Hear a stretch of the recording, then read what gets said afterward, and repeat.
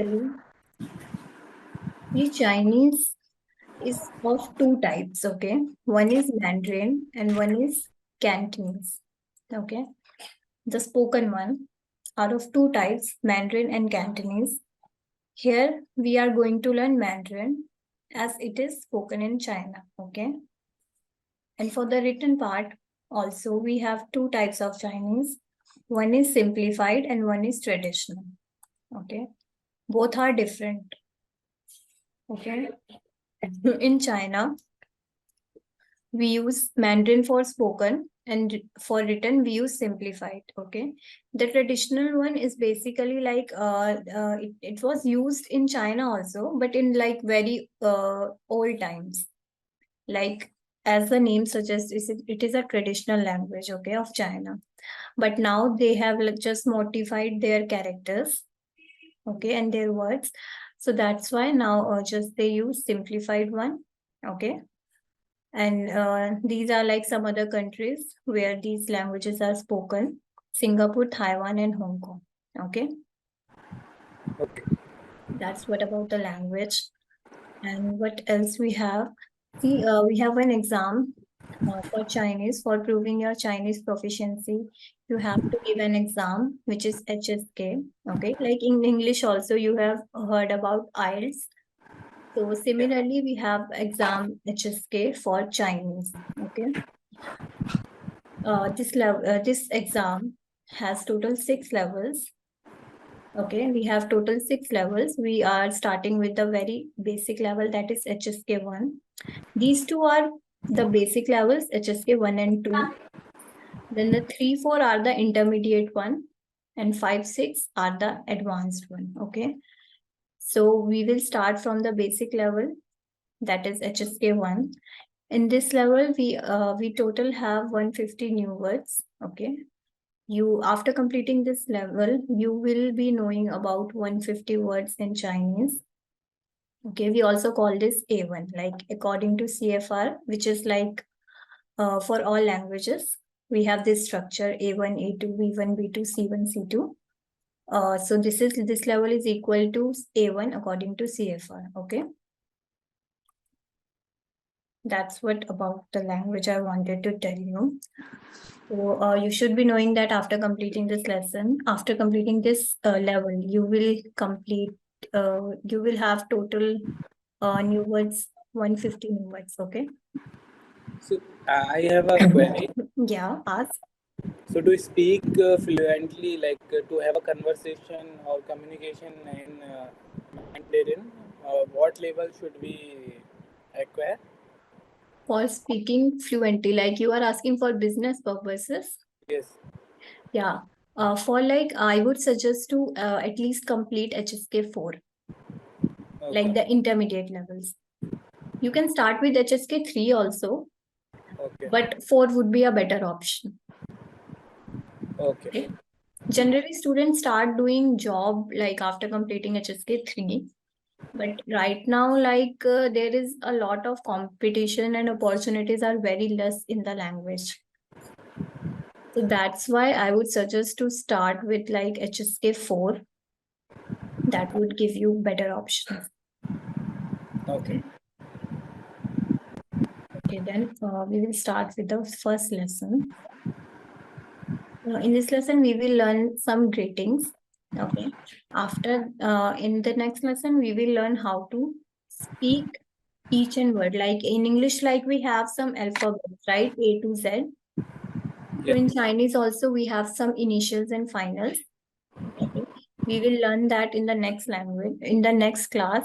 In this class, we will learn some few greetings. Okay. So just read after me. Okay. I will read this the lesson name. Read after me in the tone which I am speaking. Okay. Actually, Chinese people speak in tones a lot. Like you might have heard them, like they speak like they are singing a song. It's very similar to like they are singing a song. So they just speak in tones. So just keep this thing in mind that each word is pronounced is in a particular way. You can't speak that in your own way. You have to speak like what it has to be speak with tones. Okay. they have some tones. Like in Hindi, we have matra, right? Yeah. So similarly, they have some tones like ma and e ki matra would be me. Okay. So similarly, they also have some tones. The matras sort of thing that change in the language, in the word. Okay. Okay. Okay. So we will read the lesson name. Just repeat after me one by one. First, Jitesh, you can speak, and then Ashwin, you can speak. Okay. Okay. Okay. So the lesson name is Ni Hao. Ni hao. Ni hao. Just read with a tone, in the tone which I am speaking. Ni Hao. Ni hao. Right. Ni hao. Okay. See, of E. In the E sound, if you see that above I, we have some this kind of thing, V, right? So that is the thing which I was telling you. This is the tone. Okay. This is called tone. In any word, in any letter, if you have this, then the pronunciation would be changed. Okay. Like this is similar to the matra. So like if we have this in I, okay. Generally, I, like in Chinese, is spoken as E. Okay. But here we have this tone. So we will, in this tone, what we do, we just speak like, first we go down and then we go up, like E. First the tone would be a little bit low and then high. Okay. Try reading like that. Ni hao. Ni hao. Right. Ni Ashwin, hao. you try. Okay. See. Ni hao means hello. Okay. Like whenever you will greet some Chinese person, you will say ni hao. Okay. Ni hao is hello. Now, the first, these are text, okay? Like 1, 2, and 3. We have total 3 texts in this lesson. The first text is the conversation going on between these two, okay? They are just greeting each other. This is ni hao. Repeat. Ni hao. Ni hao. Okay. Like whenever you want to say a hello to someone, you will say ni hao. Okay. Ni hao. Yeah. And Ni hao. And the reply of ni hao would also be ni hao. Okay. Like B says, ni hao. Ni hao. Ni hao. Yeah. So these are the characters. Okay. This, the bottom one. These are characters. Okay. And this and I, like the English part which they have written, these are called pinyin. This one I will show you. This. Okay. These are called pinyin. Like this and I is a pinyin. Okay.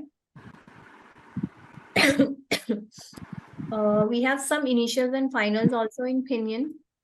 Initials are basically, see, like in English also, initial is something which is at the beginning, right? And finals is which is at the end, right? So in this pinyin, or we can say this word, we have N and I. There are 2 letters. Okay. So this N is the initial letter, right? This is the first letter. And this I is the last letter. Okay. So this N is the initial. Okay. Like N is the initial and this I is the final. Initials are something which are used in the beginning of a pinyin, and final which is used at the end of a pinyin. Okay, this is pinyin, N and I, and ni, and the initial is N and the final is I. Okay, we have quite a lot of initials and finals.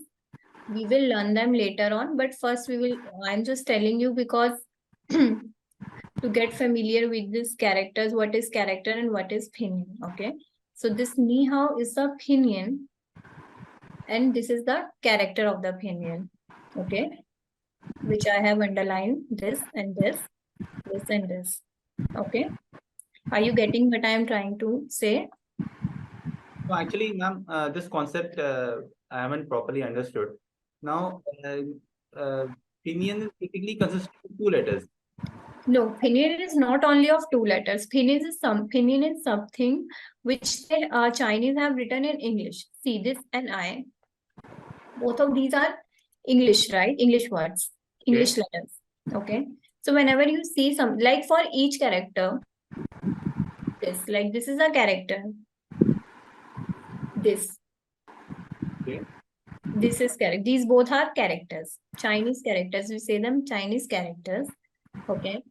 So these are characters and these are the pinyin of the characters. Pinyin is basically the English writing, you can say, how we say them in English. Okay. How can we write them in English? That is ni. This character is pronounced as ni. This is as how.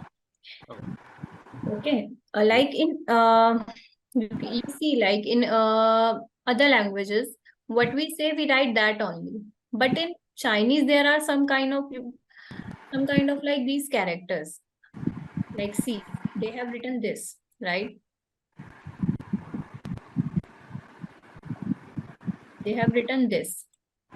This is ni. So this is the character. And this and this N and I, this is the pinyin. This is the pinyin and this is the character. Okay. Okay. You How many understand? characters are there in Chinese this script? There are actually more than 5 to 6,000. Like if I tell you about this course, according to the course. So in HSK 6, there are total 5,000. After HSK 6, you will be knowing 5,000. But in this HSK 1, we are only going to learn 150. Okay. These are characters. These are characters, like this drawing kind of thing. These are the characters. And these are the pinyin of the characters. Ma'am, am I correct in understanding that every character will have a corresponding pinyin? Yeah, each character has its pinyin. Okay. Each character has its pinyin. Because see, only Chinese can understand by writing the characters. But for foreigners, if any foreigner wants to learn language, they can't recognize while drawing, like because there are a lot of words. So for learning purpose, we need pinyin. We first learn by pinyin. Not everyone is familiar with the characters. So for learning language like Chinese, we should know English. You have seen this in other, you can see this in other languages also. We relate them with English only. Most of the languages are learned in English. So this is like just to relate you with English so that you can learn the language. The characters are the main thing, like they use characters only. They don't use pinyin. Like if you see any book or like anything there, they will write them whole in the characters only. There should not be any pinyin. They don't use pinyin. Pinyin is just for the learning purpose. Okay. Like in Hindi, we write them in the way which we are writing, right? We don't do that see. We can write ha like this also, ha and right? But for learning, like if someone is, let's suppose someone is a foreigner, their native language is English. So we will tell them the pronunciation like this, right? Ha. This is pronounced like this. So similarly, for learning the pronunciation, we have to learn both pinyin and character. Okay. We never write Hindi in HA. Right? So they also don't write Chinese in N and I. They write the characters only. This is just for the learning purpose. Okay.